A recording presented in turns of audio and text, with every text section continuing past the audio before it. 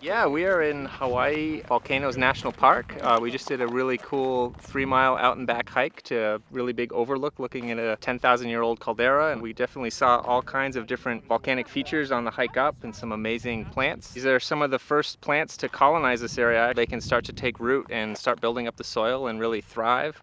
The Grosvenor Fellowship Program was really aligned with my interests. I was a scientist before I became a teacher, and one of the reasons I got into teaching was because I wanted to have a greater effect on, I guess, a wider audience at teaching students things like conservation, sustainability, and climate change. What really made me interested in the Grosvenor Fellowship is just the possibility to see a part of the world I've never seen before, and then really the challenge of bringing that experience and incorporating it into my classroom. So I think of the past 19 days and all I've seen. It started out with having bottlenose dolphins jumping at the bow of the Orion ship as we were going into the Tuamotu Atoll. And then one of the last things we saw last night, we did right in front of our hotel in Hawaii, we saw manta rays feeding at night. That one swam right, a foot in front of my face.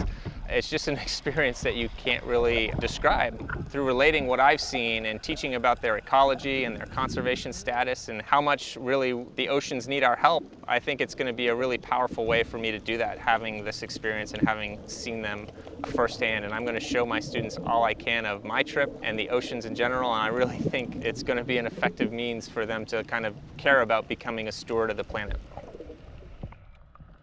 Microplastic is a big concern. It's something that's really been present in the news very much over the last 2 years. All the plastic refuse and debris that's being produced all over the world is ending up in the ocean, and it's degrading to the degree that we're now worried about plastic fragments that are, millimeters or fragments of a millimeter in size. What we were doing with this microplastic survey is we were taking a plankton drift net, and over the course of 30 minutes, we collected all the plastic that would have been in that upper foot of the surface of the ocean. The naturalists would then send to the agency that's checking all this plastic, that's collecting this big kind of citizen science database that people can access to find out, what kind of plastic is where, maybe even try to identify the origin of the plastic.